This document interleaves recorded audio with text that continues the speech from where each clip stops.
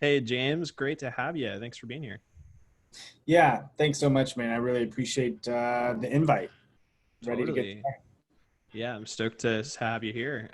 For people listening, just to give some context, this is very different than the typical Eclo podcast. We're going to be focusing a little bit more on specifically sales strategy. And there's going to be multiple episodes for this one here with a focus on selling with empathy. James Bawden has done everything from SDR work to full sales cycle to managing teams. And this is something that I see in his content all the time. Really excited to kind of hear your thoughts on the subject. But can you give us a little bit of background on like your sales career, like what you're doing now?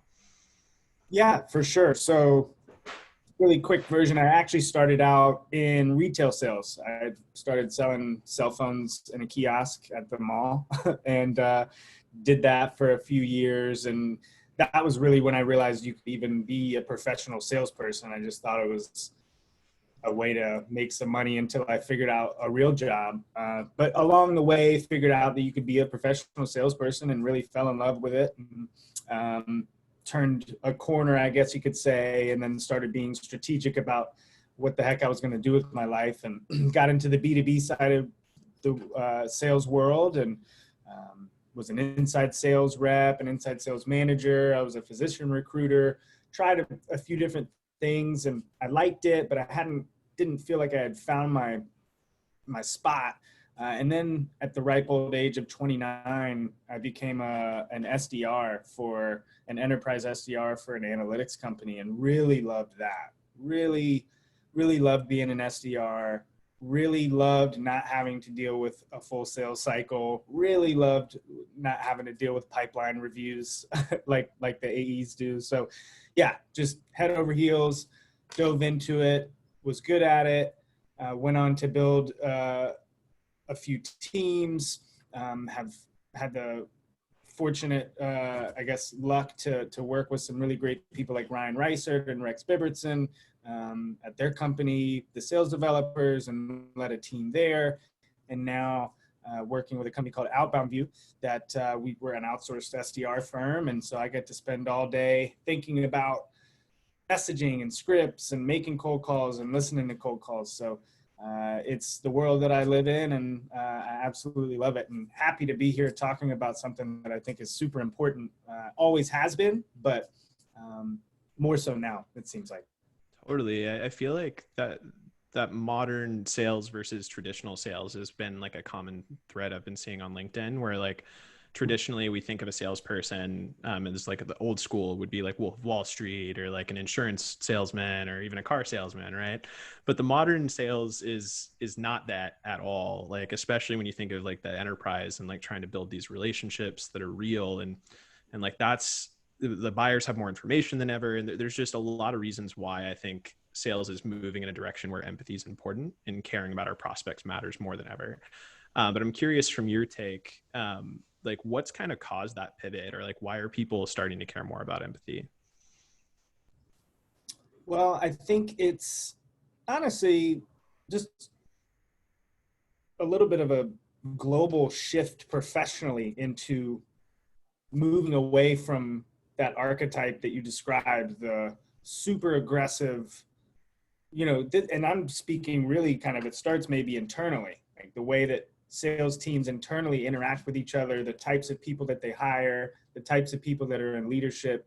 It's just evolved over the years. And so I think it starts there, right? You start having a more diverse and a more open-minded set of people that are getting into the profession and then becoming leaders.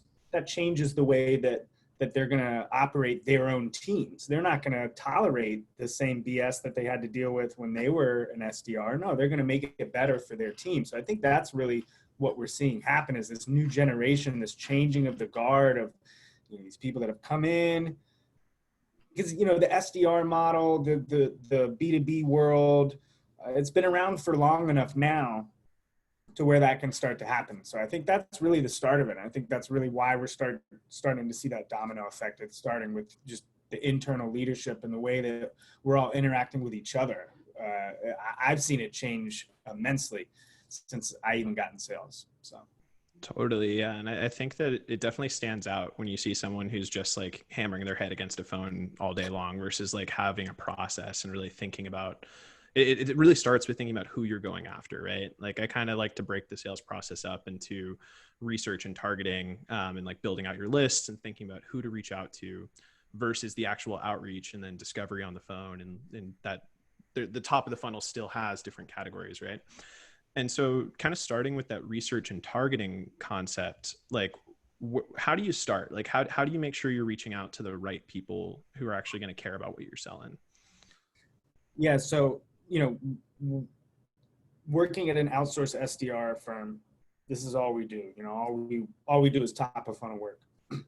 The list building part of it is the most important part of it, and it's the hardest part of it. List building, the actual collecting of the people that you're going to reach out to, that's always the most critical part that we're always trying to nail as soon as possible with a client, right? And if I take it to, an SDR team, man, as a leader, there is nothing more important than curating lead lists and building lead lists in a way that is smart and allows your team to then go take those leads and operate with them in an empathetic way. I mean, it sounds simple because it is simple, but think about it, if you're pulling just a huge list, if you're lazy with the way that you're curating your data for your team, or you're doing it for yourself and you're lazy about it, and you just go to whatever data provider you have, throw in a bunch of titles, pull in everything, export it, and just start hammering through it, like you're going to have wildly crazy different titles. Your messaging is going to be not resonating with a lot of it because of the crazy, varying people that you're calling. You're going to spend so much time, wasted time, wrong number, bad email, so I mean, it is vital that you are strategic about the way that you're pulling your lists, you're cleansing the lists, right? You're running it through something like zero bounce, where you just, make sure you're not going to spend the first day and a half of a campaign. You talk about empathy, have empathy for your people and don't make them call and email on bad lists. So start there. Absolutely.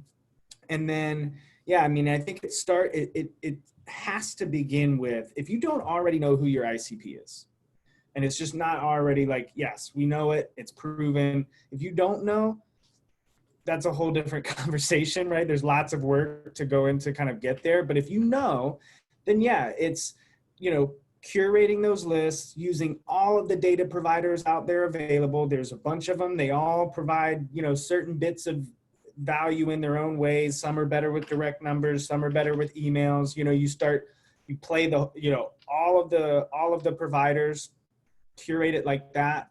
And then really you start taking those lists and you start segmenting them out and saying, okay, so if we want to get super personalized, we're going to take this set of 50 and put them in this, this sequence. And, being strategic about where you're placing them, I think is a really good place to start as far as targeting the right people. And it's an absolutely critical part. If you don't have that, then the whole rest of it's not even going to matter.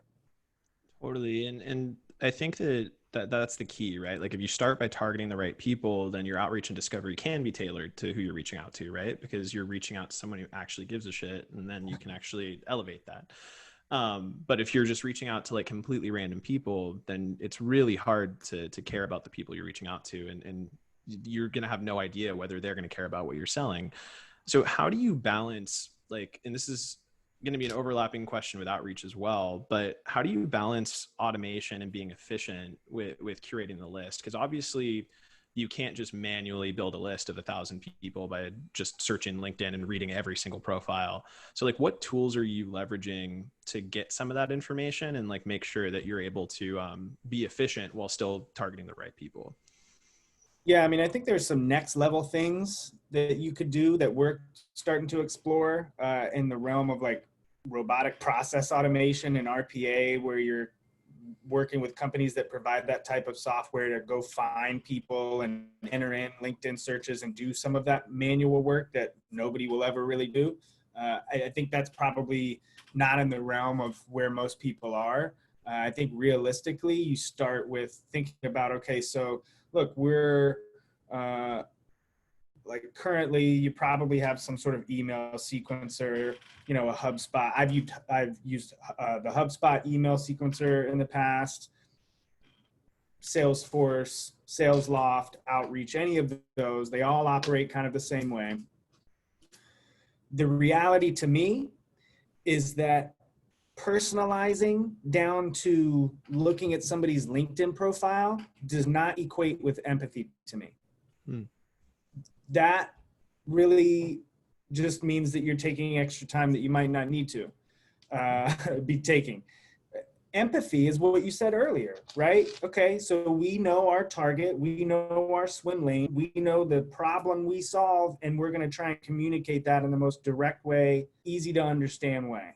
So to me, the personalization ends up being personalization, you know, persona based. You nail that problem, and it's got to be a real problem. It can't be a broad, like, sales leaders have trouble booking deals. Like, of course they do. Like, but a real crispy problem, right, that comes from your customer's mouth, that they said, yes, we love you guys because you did this, this, and this. And then you turn around and you say, we do this, this, and this for them.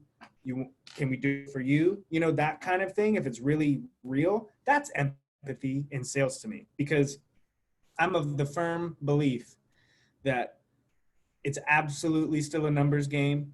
You absolutely have to utilize technology in order to contact enough of your addressable market to really make a difference. Top of funnel work is volume based. I really don't care what anybody says. So finding that middle ground, right, where you're being strategic about the list you're pulling, you're not pulling BS, and then the message is really real to that persona. Of course you're going to miss the mark.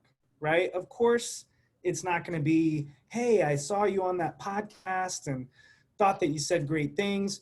You know, reserve that for a select 30, right? That have responded to that first email and have shown some sort of interaction. Like, yes, absolutely, take them down a path that way.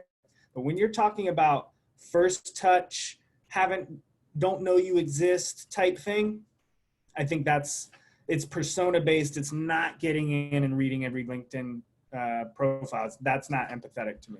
That's so interesting. And I really like your perspective on that. So it sounds like, I think that's something a lot of teams struggle with, is this idea of like, how do I be empathetic?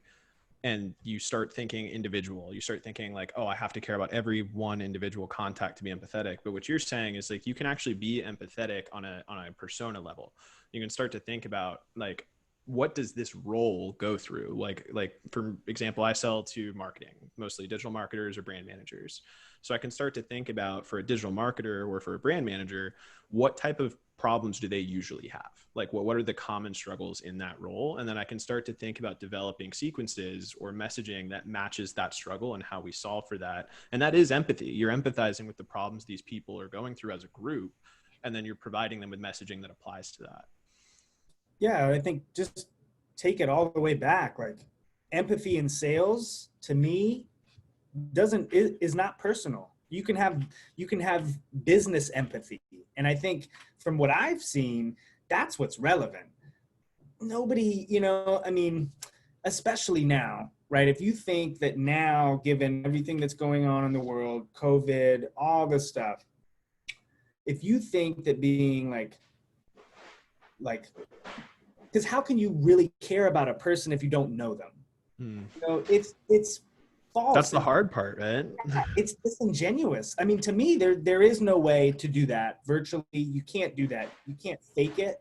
And so it's interesting. I feel like salespeople get into this pickle where we're like, really have good intentions, but we end up doing some sketchy stuff and like making a bad name for ourselves again, because here are the salespeople asking how I'm doing, you know, personally, how's my family? And it's like, who are you? Like, we've never spoken before. No, look, you're a digital marketer, right? And your whole entire event season just went down the tubes, right? I've been thinking about that here's what we can do to solve some of these problems that have come from that. That's me being empathetic, because I have nothing to offer you on the personal side. My shit's a mess too. So let's talk about some business. I mean, so I think that's what I've seen. The best companies that we work with have moved to that mindset. Like, hey, like, okay, we're out of that. And I do think for a few weeks, maybe even a month, there was some time where, like, if you were doing outreach, like, yes, you probably needed to be very just personal and think about it. But now people are moving, business is going, but the empathy can reside in that kind of business based, for sure. I think what you just brought up was really important, right? Because you're layering that point where it's like, it's not just about efficiency. So like taking the empathy away from the individual personal level and bringing it to the persona level. Not only is it more efficient for you as a sales rep with hitting higher volumes and being able to like actually hit your number, but it's actually more authentic, because you're caring about what you solve instead of trying to care about these people you've never met, you've never talked to. Once you get further into the funnel, right? Like once you get on the phone with them and you're actually doing a conversation and you get to hear their voice and hear them talk, that's different. That's when you can start to pivot to the personal level and be like, look, we've engaged now. Like now I do care about you and I want to help you as an individual. And then that ends up being more the account executive AM and things further down the funnel. But for top of funnel, when it's purely cold, you got to care about the problems that exist in your ICP and what you're solving for. And that'll lead to you actually being more successful.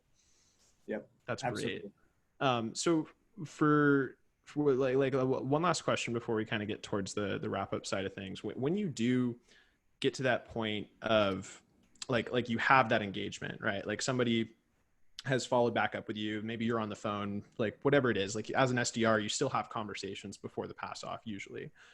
How do you handle that discovery in a way that can be empathetic? Like how do you ask questions in a way where you actually care versus just trying to qualify?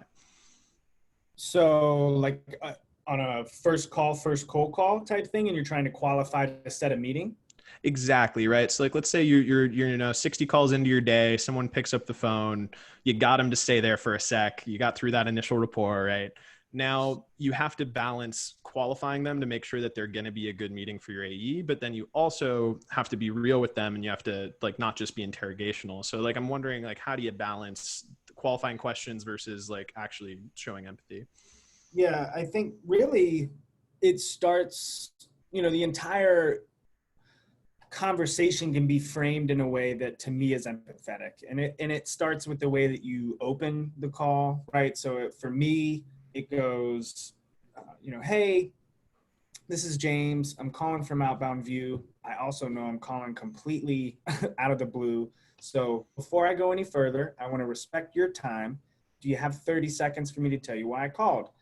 They say yes. They say no. Great. And if somebody says no, because I know there's people out there that are like, don't ask that question. They'll say no. Well, then, like, did you really want to talk to somebody that it was legitimately a bad time? That's not being empathetic. So my response when somebody says, no, I don't have time, Mr. James, who just called me, I'm in the middle of something. Okay, great. That's exactly why I asked. I'm going to call you again tomorrow. What time is better? And you go on from there. But if somebody says yes, sure, I've got 30 seconds. For me, it's always about kind of putting it back in their court. Whenever I've communicated whatever bit of information I need to communicate. So for me, my first step is always verifying that whatever I'm calling about and whatever problem I'm trying to solve is something that they care about, or oversee at a high level. So my favorite thing is, hey, the reason I'm calling is because we help leaders like yourself do X, Y, Z. I'm wondering if that's something that you even take care of over that. Is that under your purview? Is that something you handle? Yes or no? And then they'll be like, nope, that's not me. That's my colleague. Go that way. Fantastic. Thanks. You've been such a great help. Empathetic all the way through, right? I mean, you didn't ruffle any feathers. You didn't interrogate anybody. You just asked a very, logical question. They say yes. You get into a conversation. Oh, fantastic. So yeah, again, a little bit more color. We work with leaders. We do this. We blah, blah, blah. And really, I'm not asking too many questions because I run into this when I was an SDR. When I was bad at building lists, I had to qualify a lot more. when you're great at building lists, like I should be talking to VPs of HR, right? I should be connecting with VPs of HR, and I should be saying this to VPs of HR. So when that happens, because my list is on point, then the qualification is only, is this problem something that you take care of? Great, it is. The next, is it a problem that's actually relevant to you right now? Yes or no, right? And then you just, I think really people get caught up with trying to steer a conversation a certain way and make it go a certain way. No, it's just, you just need to ask these questions that are basic questions. They don't have to be interrogating questions. It's just, do you care about this? Is this relevant? Can we meet if it is? And if it's not, can we keep in touch until it becomes relevant? I think that's a pretty solid framework for setting yourself up to be able to map out who's ready now, who's ready in 90 days, who's ready in 6 months, all of those kind of really key top of funnel stuff that you need to keep track of. I think that is really being empathetic by keeping it brief, keeping it short and sweet, and you're really just trying to get either pointed in the right direction or off the phone. That's always my goal. Yeah, because if they're wrong, you don't want to be talking to them, right? Like if they don't get value from what you're selling, like not only do you not want to book that meeting, you don't want to be stuck for another 5 to 10 minutes. You want to get to that next dial and that next email. Yeah, and I think people want to dance around. Like I've gotten cold calls where people are like dancing around the fact, like if I think it's relevant or if I want a meeting, just ask. So I just told you why I'm calling. Does that resonate? Like, are you guys struggling with that, or you have it all figured out? You're good? Okay, great. I'll get off the phone now. I mean, and I think the one thing though is like, and this is kind of tricky too for like a new SDR versus a really seasoned SDR, but being able to pick up on the tonality and like whether it's a true objection or they're just telling you to get off the phone, right? And so I think that sometimes a second ask is warranted where it's like, hey, you got that covered. They say yes. You're like, great. Before I let you go, I'm just curious, how do you solve that problem? I'd love to learn about that for a sec. And then maybe they give you a super genuine reason and you're like, great, that's awesome. I know that for the future when I'm talking to other clients, you have a great one. But then maybe they don't have an answer and all of a sudden they're baffled and they're like, I was just trying to tell you to leave. And you're like, okay, cool. Well, let me tell you a little bit more about what we do real quick to confirm you understand what I was telling you. And it can even be just repeating the same couple sentences to make sure they heard you. And then all of a sudden you start to open up. So I think there is a little balance there, but we're definitely on the same page, man. When I'm talking to my SDRs too and recapping meetings and stuff, it's like the most important things I care about when I take a meeting is that they know what I do, right? That they know what our company does. They have a little enthusiasm for it and they're the right person to be talking to. This problem affects them, whether they're a champion or a DM or whatever it is, the problem affects them in some way. As long as those two things are met, and like ideally it's a good account too, but like those are the two big ones, then I'm going to be a happy AE and it's going to go great. But awesome, James. I know we were going to try and keep this one short. This has been phenomenal insight on how to sell with empathy and on the top of the funnel. But I just want to give you a quick opportunity. Like I love your content. Where can people find you? Where can people see more from James? Yeah, I mean, LinkedIn's a great place to find me. I'm there pretty often, and on LinkedIn, you can get links to Lunch Break podcasts and a few other podcasts that I'm involved with and a few other things I got going on. So find me on LinkedIn.